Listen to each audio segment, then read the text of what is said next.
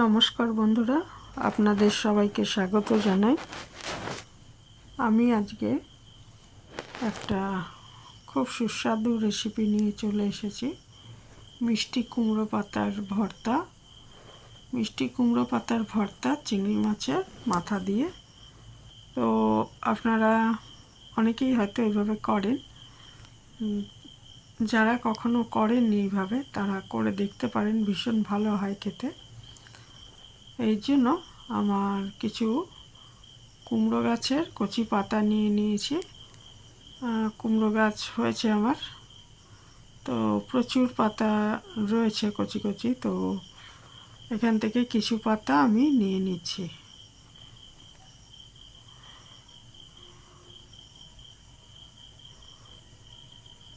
এই পাতাগুলো আগে ভালো করে দেখে নিতে হবে। পাতার পেছন দিকটা বিশেষ করে, অনেক সময় পোকামাকড় ডিম পেড়ে রাখে, সেগুলো আগে ভালো মতো দেখে নিতে হবে, দেখে বেছে নিতে হবে। হ্যাঁ, তো সেগুলো আমি ভালো করে দেখে নিচ্ছি। দেখে তারপরে এটাকে ভালো মতো 3-4 বার করে ধুয়ে নেব জলে। ধুয়ে নিয়ে তারপরে একটু ছোট ছোট করে কেটে নেব। তো কুমড়ো পাতা, লাউ পাতা এগুলো কিন্তু খুবই উপকারী খাওয়া, বাচ্চাদের জন্য খুব ভালো। আর রক্ত হয় এবং আরও অনেক গুণ আছে। তো এটা আমি ভালো করে বেছে নেওয়ার পর ধুয়ে নিচ্ছি ভালো করে, কচলে কচলে। বাড়িরই জিনিস, তবু ভালো করে দেখে নিতে হবে, কারণ অনেক সময় পোকামাকড় এর মধ্যে বাসা করে রাখে বা ডিম পেড়ে রাখে, সেটা আগে দেখে নিতে হবে। ভালো করে ধুয়ে নেওয়ার পর একটু জলগুলো চিপে চিপে নিয়েছি। নিয়ে এটাকে আমি একটা পাত্রে রেখেছি এবং পাতাগুলো ছোট ছোট করে, মোটামুটি ছোট ছোট করে কেটে নিচ্ছি। আর এখানে চিংড়ি মাছের কিছুটা আমি অন্য রান্নায় দেব। আর ওই মাথাগুলো আর 2-1টা মাছ ভাজা, এগুলো আমি ভর্তাটার মধ্যে দেব। তাহলে টেস্টটা অনেক বেড়ে যাবে। এমনি নিরামিষভাবেও ভর্তাটা করা যায়, তবে মাছের মাথা দিয়ে করলে, চিংড়ি মাছের মাথা দিয়ে করলে টেস্টটা অনেক বেড়ে যাবে। তো একটা কড়াইতে প্রথমে আমি 2 চামচ মতো তেল নিয়ে আমি আগে 3টে শুকনো লঙ্কা এগুলো ভালো করে ভেজে নিচ্ছি। ভেজে এটা তুলে রাখবো। আর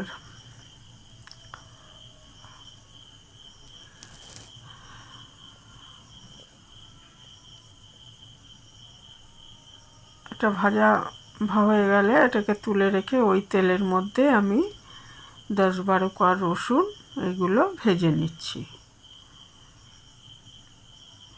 এই তেলের মধ্যে 10-12 কোয়া রসুন ভেজে নিচ্ছি।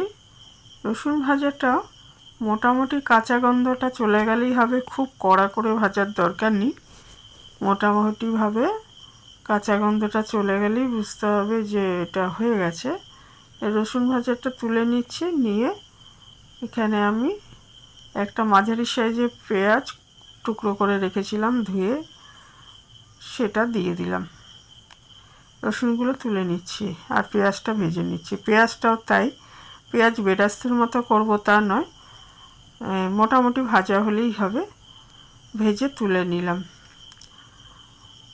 তারপর ওই কড়াইয়ের মধ্যেই আর একটু তেল দিয়ে আমি ওই কুমড়ো পাতাগুলো, টুকরো করে রাখা কুমড়ো পাতাগুলো দিয়ে দিচ্ছি কয়েকটা কাঁচা লঙ্কা, আর 1/2 চামচ মতো নুন দিয়ে দিলাম। ওই পেঁয়াজ রসুন এগুলো ভাজার সময় আমি নুন দিইনি, এই কুমড়ো পাতাটা ভাজার সময় 1/2 চামচ মতো নুন দিয়েছি। আর দেব না নুন। পাতা কিন্তু পাতা জাতীয় জিনিস রান্না করলে অনেকটা কমে যায়, কাজেই নুনটা বুঝেই দিতে হবে, বেশি হয়ে গেলে ভালো লাগবে না।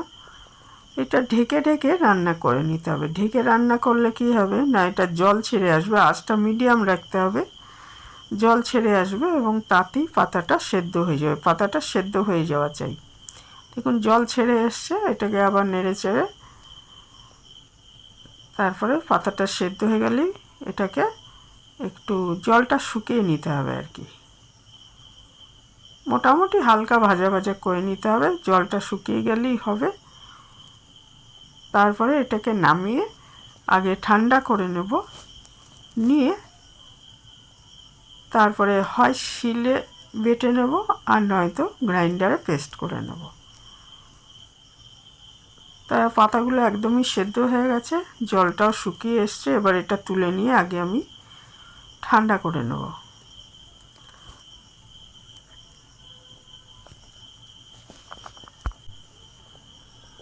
এটা তুলে নিয়েছি, দেখুন সমস্ত পাতাগুলো তুলে নিয়েছি।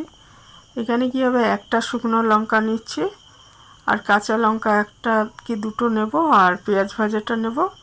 বাকি শুকনো লঙ্কা আর কাঁচা লঙ্কাটা এমনি রেখে দেবো, এটা সাজিয়ে রাখবো, পরে খাওয়ার সময় এটা ব্যবহার করব। যারা নিরামিষ, মানে নিরামিষ বলতে পেঁয়াজ রসুনটা মানে মাছ ছাড়া, মানে চিংড়ি মাছের মাথা ছাড়া করবেন, তারা এইভাবে এটা বেটে নেবেন। আর যারা চিংড়ি মাছের মাথা দিয়ে করবেন, তারা চিংড়ি মাছের মাথাগুলো ভেজে নিয়ে, আমি যেমন ভেজে নিয়েছি আর দুটো চিংড়ি মাছও দিয়েছি, দিয়ে এটা নিয়ে এটা গ্রাইন্ডারে নিয়ে পেস্ট করে নিন, অথবা শিলনোড়ার সাহায্যে বেটে নিন, তাহলে আমাদের ভর্তা রেডি হয়ে গেল। আমি আজকে গ্রাইন্ডারেই পেস্ট করে নিয়েছিলাম, তাতেও খুব ভালো হয়েছিল, শিলনোড়াতে বাটলে তো খুবই ভালো। এখন আমার বাটা হয়ে গেছে এটা। তারপরে একটা পাত্রে নিয়ে আমি ওই ভাজা লঙ্কা আর কাঁচা লঙ্কা যেগুলো ছিল সেগুলো পাশে রেখে দিলাম, আর ওপর থেকে 2 চামচ সর্ষের তেল দিয়ে দেবো। ভর্তায় কিন্তু এইভাবে কাঁচা সর্ষের তেল দিলে খেতে খুব ভালো লাগে। তো এই ছিল আমার আজকের রেসিপি, গরম ভাতে দুর্দান্ত লাগে এটা। ভালো থাকবেন সবাই।